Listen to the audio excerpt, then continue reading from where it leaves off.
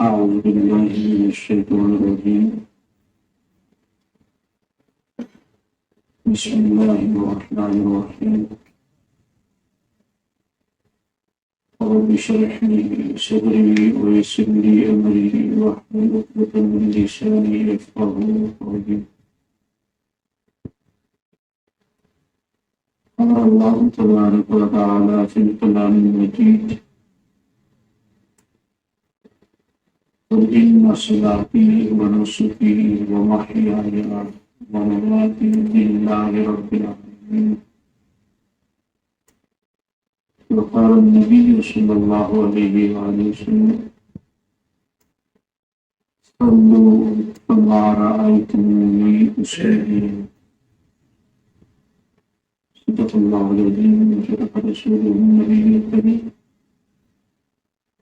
ونحن على ذلك من الشاهدين والشاكرين والحمد لله رب العالمين. إن الله وملائكته يصلون على النبي يا أيها الذين آمنوا صلوا عليه وسلموا تسليما. اللهم صل على سيدنا ومولانا وعلى آل سيدنا ومولانا محمد وبارك وسلم.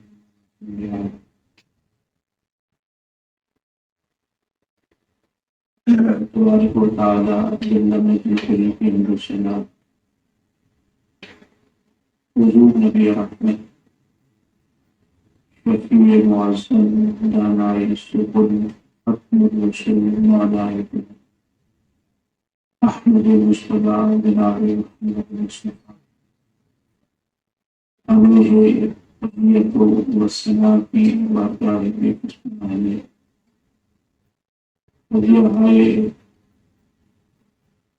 درود و سلامت کرنے کے بعد عزت و احتشام کے مالک محتشم شامل حاضرین کرام، ہمارا گزشتہ سے وسطی تفسیر مسائل فقہ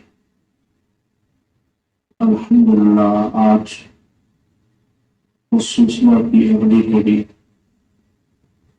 نماز کا نبوی طریقہ، نماز کی ادائیگی نماز کرنے کا طریقہ وہ آپ احباب کے سامنے پیش کیا جائے گا.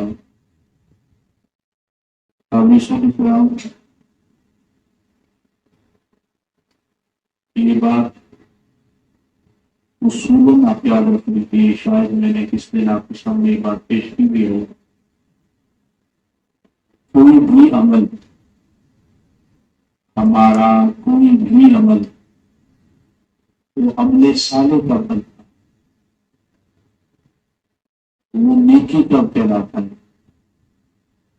یہ اصول آپ نے یاد رکھنا ہے کہ ہمارا کوئی بھی عمل صالح تب بنتا ہے جب اس کو عمل مصطفیٰ سے نسبت حاصل. اگر اس کو عمل مصطفیٰ سے نسبت حاصل نہ ہو تو عمل صالح نہیں بنتا. عمل ہو سکتا ہے لیکن وہ نیکی والا کام نہیں ہو سکتا. اسی طرح بالکل نماز کا معاملہ بھی ہے کہ نماز بھی ہمیں اسی طرح ادا کرنی ہے جیسے رسول اللہ صلی اللہ علیہ وآلہ وسلم نے ہمیں اس کا طریقہ سکھایا. جب کوئی شخص نماز ادا کرنے لگے تو ظاہر سی بات ہے یہ چیزیں ہم نے پڑھی ہیں، سیکھی ہیں، نماز کی شرائط ہیں، وہ نماز سے پہلے پوری ہونا لازم ہے. اگر کوئی ایک شرط بھی رہ گئی تو نماز آپ کی نہیں ہوگی. میں اس کو دوہرا کے اگلی بات کی طرف چلتا ہوں. نماز کی شرائط میں سب سے پہلی شرط طہارت ہے. کیا ہے؟ طہارت. یہ شرط ہے. اگر طہارت حاصل نہ ہو، اپنے بدن کی، اپنے کپڑوں کی جس جگہ نماز پڑھ رہے ہیں اس جگہ کی طہارت یہ نہ ہو تو نماز آپ کی نہیں ہوگی. یہ پہلی شرط ہے. دوسری شرط ہے ستر عورت، یعنی جتنے جسم کے حصے کا ڈھانپا ہوا ہونا فرض ہے وہ باہر کا اور ڈھانپا ہونا چاہیے. اس بات کو لازم قرار دیا جائے کہ اتنا تھوڑا سا بھی اگر حصہ وہاں سے ننگا ہوا تو آپ کی نہیں ہوگی. یہ دوسری شرط ہے. تیسری شرط ہے قبلہ رخ ہونا، قبلہ کی طرف ہمارا منہ ہونا، یہ شرط ہے نماز میں. چوتھی شرط ہے وقت کا پایا جانا، یعنی نماز کا وقت اگر پایا جائے گا تو پھر نماز فرض ہوگی، اگر وقت نہیں ہوگا تو نماز نہیں ہوگی. زور کی نماز زور کے وقت میں ہوگی، ظہر کے وقت میں عصر کی نماز نہیں ہوگی. اسی طرح عصر کے وقت میں مغرب یا عشاء کی نماز نہیں ہوگی. جس نماز کا جو وقت ہے اس وقت کے دورانی میں جو شرعاً وقت طے ہے اس وقت کے اندر ہی وہ نماز ہوگی. یہ چوتھی شرط ہے. پانچویں شرط نیت کرنا نماز کے لیے. میں نے آپ کو بتایا تھا کہ عبادات مقصودہ جتنی بھی ہیں ان کے لیے نیت کیا ہے؟ شرط ہے. اور نماز جو ہے یہ عبادت مقصودہ ہے. مقصودہ وہ عبادت ہوتی ہے جو خود اس سے لازم ہوتی ہے، کسی اور عبادت کی وجہ سے فرض نہیں ہوتی. یہ بات آپ کے سامنے بڑی وضاحت سے میں نے پیش بھی کی تھی. نیت کرنا شرط ہے. تو کسی وقت کے بغیر تکبیر تحریمہ کہنا ہے، یہ نہیں کہ نیت آپ نے کرنی ہے پھر کھیلنے لگے ہیں، ایسا نہیں. اسی تکبیر ہے جب آپ نے نیت کرنی تو ساتھ ہی بغیر وقت کیے تکبیر تحریمہ کہنا، یہ بھی کیا ہے؟ شرط. یہ شرائط پوری ہو جائے تو پھر آپ نے نماز ادا کرنی ہے. جب بھی کوئی مرد نماز پڑھنے کا ارادہ کرے یہ شرائط اس کی پوری ہو جائے تو آپ اس کی نماز کیسے پڑھنی ہے وہ نبوی طریقہ میں آپ کے سامنے بیان کرنے لگا ہوں. جب کوئی مرد نماز شروع کرنے کا ارادہ کرے تو اپنے ہاتھوں کو آستینوں سے باہر نکالے. یہ آستین ہے، یہ سے باہر ہونا ضروری ہے. ہاتھ سردیوں میں عام طور پہ مسئلہ بنتا ہے کہ چادر کے اندر ہاتھ ہوتے ہیں، ہمارا دل یہ کرتا ہے اندر ہی اندر سے ایسے کر لیتے، ایسا مخروط.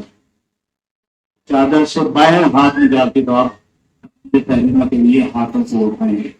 یہ بات آپ نے یاد رکھنی ہے. اور کوشش کریں کہ سردی میں جتنی بھی سردی ہو آپ کا چہرہ کھلا ہونا چاہیے. ایسا نہیں کہ وہ مدافع کر کے اب نماز پڑھیں گے، درست نہیں. اس بات کا خاص خیال رکھا جائے. تو ہاتھ آپ کے آستینوں سے کیا ہونا چاہیے؟ باہر ہونے چاہیے. آستینوں کا بات کرنے کا مقصد یہ ہے کہ جو چادر والا معاملہ میں نے کیا ہے یہ بڑا وہ بندہ کرتا پہن لیتا ہے اس کے اندر ہی اندر وہ ہاتھ رکھے تو وہ درست نہیں ہے. ہاتھوں کو آستینوں سے باہر نکالے پھر ان کو کانوں کے برابر اٹھا لے. یہ بات میں نے آپ کے سامنے پیش کی تھی. ایسے کانوں کے برابر اٹھا لے. یہ شرط نہیں کہ لو کو لگائے، یہ شرط نہیں ہے. کانوں کو برابر اٹھا لے. جب اٹھا لے تو ہاتھ کیسے ہونے چاہیے؟ بالکل نارمل. ایسے بھی نہ ہو، ایسے بھی نہ ہو، ایسے بھی نہ ہو. یہ ساری صورتیں غلط ہیں. بالکل نارمل طریقے سے تھوڑے سے جھکے ہوئے ہوں، انہیں تھوڑی سی جھکی ہوئی ہونی چاہیے. جب یہاں سے ہاتھ اٹھا لے تو پھر ساتھ ہی وہ کیا کہے؟ تکبیر تحریمہ کہے، اللہ اکبر کہے. اس بات کا خاص خیال رکھنا ضروری ہے. اللہ اکبر کہتے وقت آپ نے دیکھا ہوگا جو پیش میں آباد کچھ نماز جماعت کرواتے ہیں یا انفرادی حیثیت سے پڑھتے ہیں تو اللہ اکبر کہہ دیتے ہیں، یہ درست نہیں ہے. اسی طرح اللہ اکبر کہہ دینا یہ بھی درست نہیں ہے. بالکل اللہ اکبر. اس بات کا خاص خیال رکھنا تکبیر تحریمہ میں یہ ضروری ہے. تکبیر تحریمہ کیا ہوئی ہے تو پھر کیا کریں گے آپ اپنے ہاتھ باندھیں گے. کہاں پہ؟ یہاں پہ، یہاں پہ، یہاں پہ. ایسے باندھیں گے. کیسے باندھیں گے؟ تو شرعاً جو ہمیں طریقہ بتایا گیا ہے کہ ایک ہاتھ کی ہتھیلی دوسرے ہاتھ کی پشت پہ، دائیں ہاتھ کی ہتھیلی بائیں ہاتھ کی پشت پہ رکھیں گے. ایسے اس چھنگی کا انگوٹھے کا ہلکا بنائیں گے اور تینوں انگلیوں پر رکھیں گے. ایسے ہاتھ باندھے جائیں گے. یہ دیکھ لیں گے آپ ایسے ہاتھ باندھے جائیں گے. اور یہ انگلی نارمل رہنی چاہیے. یہ بہت اکڑی ہوئی یا بہت کھلی ہوئی نہیں ہونی چاہیے. ایسے نارمل ہاتھ رہنا چاہیے. اور یہ ناف کے نیچے باندھنے ہیں. ہاتھ کہاں باندھنے ہیں؟ ناف کے نیچے باندھنے ہیں. جب آپ نے ہاتھ باندھ لیے تو پھر آپ نے ثنا پڑھنی ہے. سبحانک اللہم وبحمدک وتبارک اسمک وتعالی جدک ولا الہ غیرک. یہاں اس بات کو میں یادہ کر دیتا ہوں، میں نے سابقہ درس میں بھی یہ بات آپ کے سامنے رکھی تھی کہ نماز اطمینان سے پڑھی جائے. کیسے پڑھی جائے؟ اطمینان سے پڑھی جائے. نماز کس کی بارگاہ میں حاضری ہے؟ اللہ کی بارگاہ میں حاضری ہے. یہ جو ہمارا رواج اور مزاج بن گیا ہے، یہ درست نہیں ہے کہ ہم جیسے بندہ پیچھے چلے گا اس کی بارگاہ میں کھڑے ہیں۔ دنیا میں ہر شخصیت کے سامنے کھڑے ہو کے اس کے سامنے کھڑے ہو کے گفتگو کرنے کے آداب ہیں، کیا اللہ کی بارگاہ میں کھڑے ہونے کے کوئی آداب نہیں ہے؟ اس سے بات کرنے کے کوئی آداب نہیں ہے۔ والدین کے سامنے بھی گفتگو کرنے کے آداب ہیں۔ رسول اللہ صلی اللہ علیہ وسلم نے فرمایا کہ باپ اور بیٹا بات کر رہے ہو تو بات کرنے کے انداز سے دیکھنے والا سمجھ جائے کہ ان میں سے باپ کون ہے اور بیٹا کون ہے۔ بے شک پتہ نہ بھی ہو باپ کون ہے بیٹا کون ہے، لیکن بات کرنے کے انداز سے سمجھ آ جائے کہ ان میں سے باپ کون ہے اور بیٹا کون ہے، اس انداز سے بات کی جائے۔ جب والدین کے سامنے اتنے ادب کا لحاظ رکھنا ضروری ہے، پھر شہنشاہی کائنات کی بارگاہ میں کھڑے ہونے کوئی لحاظ نہیں ہے۔ وہ زیادہ اس بات کا اختیار ہے کہ اس کی بارگاہ میں اس کے شان شان طریقے سے کلام کیے جائے۔ ثنا پڑھنے کے بعد تعوذ پڑھی جائے گی، اعوذ باللہ من الشیطان الرجیم، یہ آہستہ آواز ہے۔ اسی طرح بسم اللہ الرحمن الرحیم۔ میں ابھی جو نماز آپ کے سامنے پیش کر رہا ہوں یہ انفرادی اور امام کی نماز ہے۔ مقتدی کے ساتھ ساتھ بتاتا چلا جاؤں گا، یہاں تک مقتدی بھی پڑھیں گے اور امام بھی پڑھیں گے، لیکن آہستہ آواز میں۔ اگر بندہ اکیلا ہے تو اس سے اپنی نماز وہ شروع کر دے گا، اگر وہ اکیلا نہیں ہے امام کے پیچھے تو اپنی نماز کون کرے گا؟ قرات کون کرے گا؟ امام سب کرے گے۔ سورہ فاتحہ شروع کر دے گے، الحمدللہ رب العالمین الرحمن الرحیم مالک یوم الدین ایاک نعبد و ایاک نستعین اہدنا الصراط المستقیم صراط الذین انعمت علیہم غیر المغضوب علیہم ولا الضالین۔ سورہ فاتحہ امام صاحب پڑھیں گے، اگر اکیلا آدمی ہے تو وہ بھی پڑھ لیں گے، امام صاحب کے پیچھے ہوتے ہاتھ نہیں کرے گا۔ پھر کم از کم 3 آیات بینات تلاوت کی جائیں، ہم اس کو نمونے کے طور پہ دیکھ لیتے ہیں۔ جیسے سورہ کوثر ہے، 3 آیات بینات ہیں، انا اعطیناک الکوثر فصل لربک وانحر ان شانئک هو الابتر۔ یہ 3 آیات بینات پڑھ لیجیے۔ اگر جماعت میں آپ کھڑے ہیں، اب اللہ اکبر کون کہے گا؟ پہلے امام صاحب کہیں گے۔ کون کہے گا؟ امام صاحب کہیں گے۔ اور میں نے یہ سابقہ درس میں عبادت کی تھی کہ امام کی تکبیر کے ساتھ مقتدی کی تکبیر ملنی چاہیے، نہ تو وہ آگے جائے نہ وہ بالکل پیچھے چلا جائے، کوشش کرے کہ وہ اس کے ساتھ تکبیر اس کی ملنی چاہیے، اس بات کا خاص خیال رکھا جائے۔ کیونکہ امام سے تکبیر کہیں گے رکوع کے لیے، ساتھ ہی مقتدی بھی تکبیر کہتے ہیں رکوع میں چلے جائیں گے، اور رکوع میں جا کے کتنی بار تسبیحات پڑھی جائیں گی؟ کم از کم 3 بار۔ کتنی بار؟ 3 بار۔ کون سی تسبیحات ہوں گی؟ سبحان ربی العظیم، سبحان ربی العظیم، سبحان ربی العظیم۔ یہاں بھی یاد رکھیے گا، ہمارا مسئلہ یہاں بھی تھوڑا سا مشکل ہو جاتا ہے، ہم تسبیحات صحیح نہیں پڑھتے ہیں، تسبیحات ہم درست طریقے سے نہیں پڑھتے۔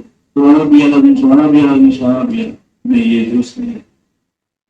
آپ نے کس کی پاکی بیان کرنی ہے؟ اللہ کی پاکی بیان کرنی ہے، تو پھر اللہ کی پاکی بیان کریں، الفاظ کو غلط بیان طریقے سے نہیں کریں۔ اس بات کا خاص خیال رکھا جائے۔ جب 3 بار تسبیحات پڑھ لی جائیں تو امام صاحب کہیں گے سمع اللہ لمن حمیدہ، اور مقتدی کیا کہیں گے؟ ربنا لک الحمد۔ اگر اکیلے ہیں تو دونوں کلمات کہے جائیں گے، سبحان سمع اللہ لمن حمیدہ ربنا لک الحمد، یہ کہہ کے کھڑے ہو جائیں گے۔ یہ مختصر سا قیام ہوتا ہے جسے قوما کہتے ہیں۔ قوما کے بعد پھر تکبیر کہیں گے اور سجدے میں چلے جائیں گے۔ اب سجدے میں چند باتیں خاص طور پہ ذہن نشین رکھنی ہے آپ نے۔ سجدے میں جاتے ہو سب سے پہلے جسم میں کون سا حصہ لگنا چاہیے؟ پاؤں تو پہلے لگے ہوئے ہیں، پھر آپ کی گھٹنے لگیں گے، پھر آپ کے ہاتھ لگیں گے، پھر آپ کی ناک، پھر آپ کی جبین، آپ کا ماتھا لگے گا۔ یہ ترتیب اپنی یاد رکھنی ہے۔ اور پھر جب سجدہ کرنا ہے تو آپ کا سر جو ہے دونوں ہاتھوں کے درمیان ہونا چاہیے۔ سجدے کے دوران آپ کی ایسے کھلی بھی نہیں ہونی چاہیے، ایسے بند بھی نہیں ہونی چاہیے، بالکل نارمل حالت میں ہونی چاہیے۔ اور سجدے کی حالت میں آپ کے جو پاؤں ہیں ان کی کم از کم 3 انگلیوں کو پیٹ لگنا یہ واجب ہے۔ سارے بہار شریف نے یہ بات بیان فرمائی کہ 3 انگلیوں کو کیا لگنا؟ پیٹ ایسے لگنا۔ یہ لوگوں کے پاؤں اٹھے ہوتے ہیں، آپ دیکھیے گا سجدے کی حالت میں، یہ درست نہیں ہے۔ تو سجدہ اس انداز کے ساتھ کیا جائے۔ پھر جب سجدہ کریں گے تو سجدے میں بہت خوب اوپر نکلا ہوا تھا، اور سجدے میں آپ کی پنڈیاں رانوں سے اور جو پہلو ہیں یہ بغلوں سے الگ ہونے چاہیے. اس بات کا خاص خیال رکھا جائے سجدے کی حالت میں. پھر سجدے میں آپ نے پڑھنی ہے 3 تسبیحات پڑھنی ہے. کون کون سی؟ سبحان ربی الاعلی، سبحان ربی الاعلی، سبحان ربی الاعلی. ساری کی ساری نماز، ساری کی ساری نماز اس کا ہر مرحلہ اعلیٰ ہے، لیکن نماز کا نچوڑ سجدہ ہے. نماز کا نچوڑ سجدہ ہے. یعنی آپ انسان اس وقت انتہائی ترنم کی حالت میں، انتہائی عجز کی حالت میں اللہ کی بارگاہ میں اپنے وجود کا سب سے اعلیٰ حصہ، سب سے اعلیٰ حصہ جس کو کسی کے سامنے جھکانا تیار نہیں ہوتا، اس کو اللہ کی بارگاہ میں زمین پہ رکھ کے یہ کہتا ہے مالک میں کچھ نہیں ہوں، سب سے اعلیٰ رسول ہے. یہ سب سے نچوڑ ہوتا ہے اور ہم اسی وجہ سے گڈی مار جاتے ہیں. جو حاصل ہونا چاہیے وہ ہم ضائع کر دیتے ہیں. ہمارا حال ایسے ہی ہوتا ہے جیسے کہ خیرات تقسیم ہو رہی ہو تو ہم برتن لے کے جائیں لیکن برتن میں شراف ہوں. مجھے ایمانداری سے بتائیں اگر برتن ایسا ہو تو خیرات گھر میں واپس آئے گی، وہ دوستوں میں خالی دے جائے گی. ہمارا عالم یہ ہوتا ہے اکثر ہم اللہ کی بارگاہ میں آ کے بھی برتن اپنے دل کا اسی طرح رکھتے ہیں، اس میں 100 شیر ہوتے ہیں، صحیح طریقے سے خیرات ملتی نہیں. پھر کہتے ہیں نماز میں سکون نہیں ملا. ایسا نہیں ہو سکتا. میں یہاں پانی کا قطرہ گراتا ہوں، اس کی جتنی اہمیت اور اہمیت ہے اتنی وہ نمی ضرور کرے گا. اگر پانی کا ایک قطرہ اپنی اہمیت کے اعتبار سے نمی کرنے کی صلاحیت رکھتا ہے تو کیا نماز سکون نہیں کر سکتی؟ نماز ہو تو اس کو سکون دینا چاہیے. اس کا مطلب ہے کہ ہم نماز صحیح طریقے سے ادا نہیں کی ہوتی. ایک سجدہ کیا آپ نے، اس کی 3 بار تسبیحات کا اس کا مقدار 5 مرتبہ پڑھ لیجیے، 7 مرتبہ پڑھ لیجیے. اگر آپ کی بن جا رہا ہے تو 9 مرتبہ پڑھ لیجیے. پھر آپ اسے پھر اللہ اکبر کہیں گے اور بیٹھ جائیں گے. اسے جلسہ کہتے ہیں. تھوڑی دیر بیٹھنے کو جلسہ کہتے ہیں. کیسے بیٹھیں گے؟ آپ کا دایاں پاؤں کھڑا رہے گا اور بایاں پاؤں آپ بچھا دیں گے، اس پر بیٹھیں گے. خواتین دونوں پاؤں سائڈ میں نکال دیں گی، وہ بچھ کے بیٹھیں گے. تو یہ بات آپ کو سمجھ میں پیش کی کہ خواتین کی نماز زیادہ سے زیادہ اپنے آپ کو سمیٹ کے پڑھنے میں زیادہ مستحسن ہے. اس میں پردہ ہے، اس میں حیا ہے. پھر اس کے بعد دوبارہ تکبیر کہیں گے اور سجدہ کریں گے. 2 سجدے اس طرح مکمل کریں گے. پھر تکبیر کہتے ہیں واپس دوسری رکعت کے لیے آئیں گے. دوسری رکعت کے لیے آئیں گے تو آپ تعوذ نہیں پڑھیں گے، صرف تسمیہ پڑھیں گے. کیا پڑھیں گے؟ تسمیہ پڑھ کے اگر مقتدی ہے تو وہ خاموش ہو جائیں گے. آگے امام صاحب اسی طرح قرات کریں گے، اور اگر وہ تنہا ہے تو وہ ساری قرات خود کریں گے اور اسی طرح جیسے کئی رکعت مکمل کی ہے 2 رکعتیں سے مکمل کر لیں گے. جب 2 رکعتیں مکمل کریں گے اس کے بعد تشہد بیٹھیں گے. تشہد میں ایسے ہی بیٹھیں گے جیسے 2 سجدوں کے درمیان بیٹھتے ہیں. ایک پاؤں کھڑا رہے گا اور دوسرا پاؤں آپ کا بایاں پاؤں اس کو بچھا کے اس کے اوپر بیٹھیں گے. تشہد میں پڑھنا شروع کریں گے التحیات للہ والصلوات والطیبات. میں سے پڑھ لیں ذرا التحیات للہ والصلوات والطیبات السلام علیک ایھا النبی ورحمۃ اللہ وبرکاتہ السلام علینا وعلی عباد اللہ الصالحین اشہد ان لا الہ الا اللہ وحدہ واشہد ان محمدا عبدہ ورسولہ. یہاں ایک تشہد میں نے پچھلے درس میں عرض کی تھی بات، سیدنا عبداللہ بن مسعود رضی اللہ تعالیٰ عنہ سے جو روایت مروی ہے کہ آپ نے اس بات نفی کے وقت انگلی اٹھانی ہے اور اس بات کو انگلی رکھ دینی ہے. آپ نے ران پہ ہاتھ رکھا ہوا ہے، ران پہ ہاتھ رکھا ہوا تشہد میں آپ نے کرنا کیا ہے؟ اشہد اللہ، یہ آپ کریں گے. ایسے دائرہ بن جائے گا ہاتھ کا، یہ آپ کا ہاتھ پیچھے ران ہے، ایسے انگلی کھڑی کریں گے. اشہد اللہ الہ الا پہ اسی کریں گے اور پھر ایسے ہی ہاتھ سیدھا کر لیں گے. ایسا نہیں کرنا کچھ لوگ ایسے کرتے ہیں، وہ انگلی ایسی ہے تو ہاتھ وہ پورا تشہد میں ایسے ہی رہتا ہے. ایسا نہیں کرنا. فوراً جو ہی آپ نے نفی اس بات ادا ہو گئی ہاتھ نارمل حالت میں آ جائے گا. اب ہوا رسول کو پڑھنے کے بعد آپ 4تھی رکعت کے لیے کھڑے ہو جائیں گے. 4تھی رکعت میں تسمیہ پڑھیں گے، سورہ فاتحہ इमाम साहब हैं तो वो पढ़ेंगे, अगर आप अकेले हैं तो आप सूरह फातिहा पढ़ के फिर रुकू और सुजूद करेंगे। इसी तरह तीसरी और चौथी रकअत आप मुकम्मल करेंगे और फिर खाना आखिरा में आ जाएंगे। खाना आखिरा में अत्तहियात से शुरू करेंगे और यौम यक़ूमुल हिसाब तक ये पढ़ेंगे। आप दुरूद पाक पढ़ेंगे। दुरूद पाक में इस बात का खास ख्याल रखिएगा, मैं एक बार पढ़ देता हूँ, हमारे यहाँ भी दुरुस्त नहीं पढ़ा जाता, ये तो होता है। हमें ना हर काम में आराम से करते हैं, लेकिन दुख है कि नमाजें हम तेजी से पढ़ते हैं। हम मस्जिद में आते हुए हमारा दिल नहीं लगता, मस्जिद में बैठते हुए हमारा दिल नहीं लगता। रसूलुल्लाह सल्लल्लाहु अलैहि वसल्लम ने फरमाया है कि अल मुनाफिकु फिल मस्जिद कत्तैरु फिल कफस, अल मुमिनु फिल मस्जिद कसम के फिल माँ।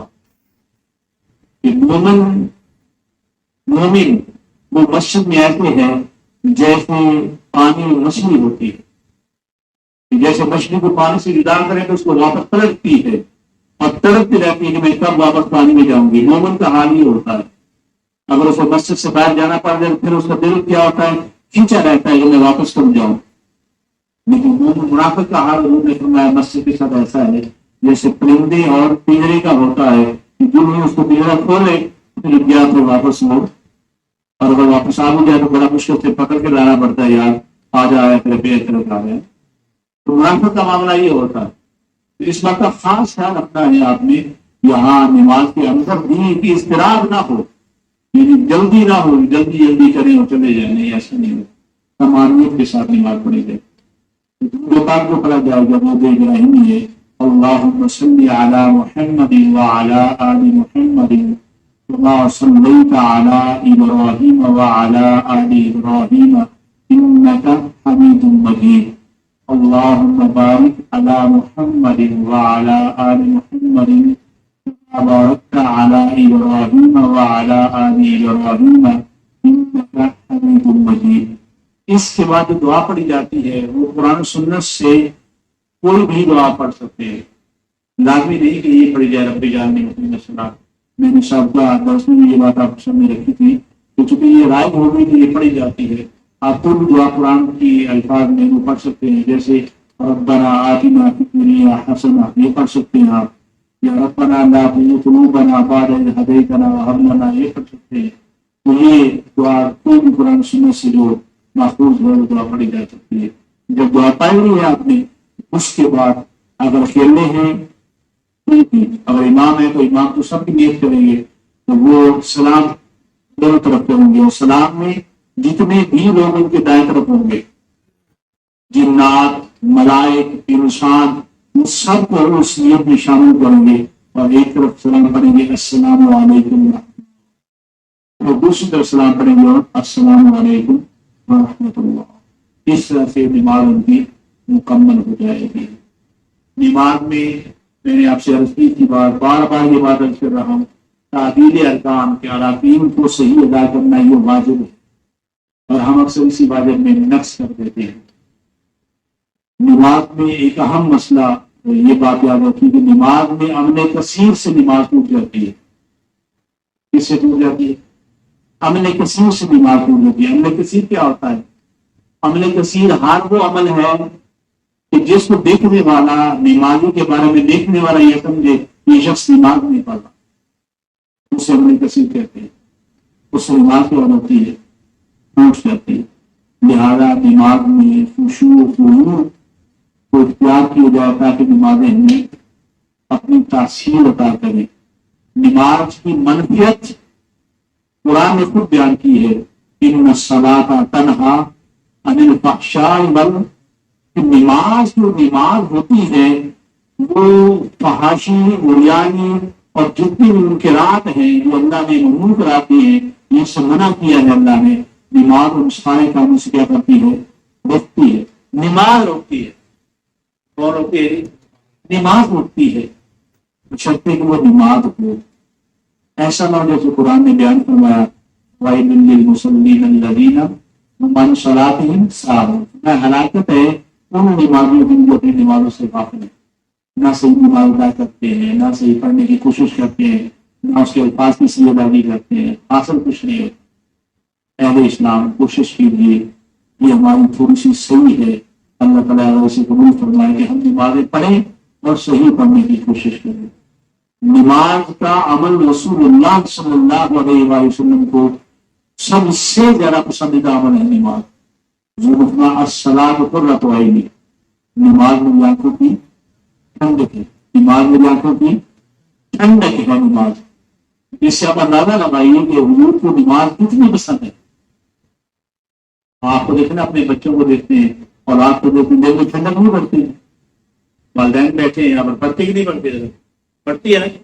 اور آپ کو دیکھتے ہیں وہ نماز میری آنکھوں کی ٹھنڈک ہے. اتنا پسندیدہ عمل ہے. تو ہمیں یہ کوشش کرنی چاہیے کہ اللہ تعالیٰ ہمیں نماز کو صحیح طریقے سے ادا کرنے کی توفیق نصیب فرمائے، اور اس کے ساتھ ساتھ اس میں اللہ ہمیں خوشی اور خضوع نصیب فرمائے. اللہ کریم اس حوالے سے نماز کے ان مسائل میں جو ہماری حاضریاں ہوتی ہیں دروس کے حوالے سے، اللہ تعالیٰ ہم سب کی حاضری اپنے فرمائے. ہمیں صحیح طریقے سے نماز سیکھنے، صحیح طریقے سے ادا کرنے کی توفیق نصیب فرمائے.